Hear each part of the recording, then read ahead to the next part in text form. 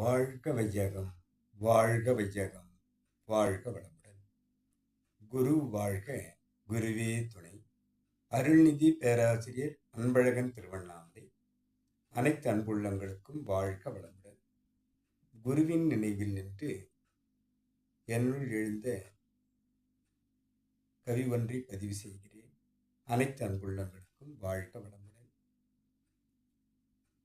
சுகமாகும் இறையருள்.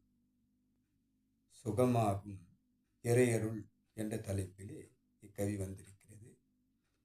21/4/25. உடம்பை வைத்தே உணர வேண்டும் இறையருள். ஊழ்வினை கலைந்தே சேர வேண்டும் இறையருள். குருவை நினைத்தே இணைய வேண்டும் இறையருள். பூரணத்தை நினைத்தே பூரிப்பாம் இறையருள். பூரணத்தை நினைந்தே பூரிப்பாய் இறையருள். கருணையை நினைந்தே கலப்போம் இறையருள். சொத்தவெளி நினைத்தே சொர்க்கம் செல் இறையருள். சூக்குமத்தை நினைத்தே சுகமாகும் இறையருள். ஜீவனுக்குள் சிவம் இணைந்து சித்தியாய் இறையருளே. வாழ்க வளமுடன். உடம்பை வைத்து கொண்டுதான் இறைவனை உணர்வது சிறப்பு.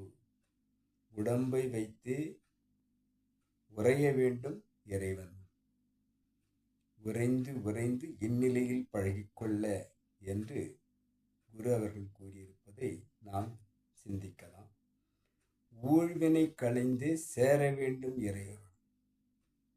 புனிதமான இறைவனை நாம் உள்வாங்க வேண்டும் என்று சொன்னார். ஊழ்வினை என்று சொல்லக்கூடிய 7 தலைமுறைகளாக நம்முள் வந்து கொண்டிருக்கக்கூடிய அந்த தீவினைகளை நாம் அகற்றி தூய்மை செய்து கொள்ள வேண்டும் என்பதையும், குரு இல்லாத வித்தை பாழ் என்று கூறுவார்கள். குருவை நினைத்து இணைய வேண்டும் இறையுள். குருவின் வழிகாட்டுதல் மூலம்தான் நாம் இறைவனை நினைவு பெற வேண்டும். பூரணத்தை நினைந்தே. பூரணம் என்பது முழுமை நிலை. அந்த முழுமை நிலையை நாம் இணைய வேண்டும் என்று சொன்னால் அந்த இறைத்தன்மையாக நாம் மாற வேண்டும். பூரிப்பாய் நாம் மாறினால் அந்த இறைவன் நம்மை இணைத்துக் கொள்வார். கருணையை நினைந்தே. இறைவனுக்கு கருணைத்தன்மை உண்டு. அதே தன்மையாக நாம் மாற வேண்டும். கருணையை நினைந்தே கலப்போம் இறையருள். ஈவு, இரக்கம், தயை, தாட்சண்யம், அனைவரையும் அரவணைத்து செல்லும் பண்பு, இது அனைத்தும் நமக்குள் இயல்பானால் அந்த இறை கருணை சித்திக்கும் என்பதாக வருகிறது. சுத்தவெளி நினைந்தே சொர்க்கம் செல் இறையருள். சுத்தவெளிதான் அனைத்துமாய் இருக்கிறது என்பதை உணர்வதற்கு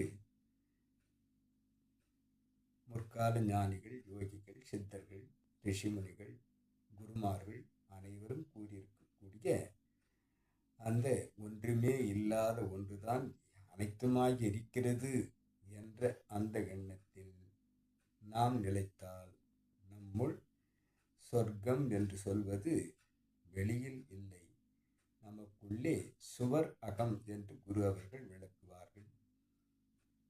நமக்கு அந்த இன்பம் இணைவாகும். சூக்குமத்தை நினைந்தே சுகமாகு இறையருள்.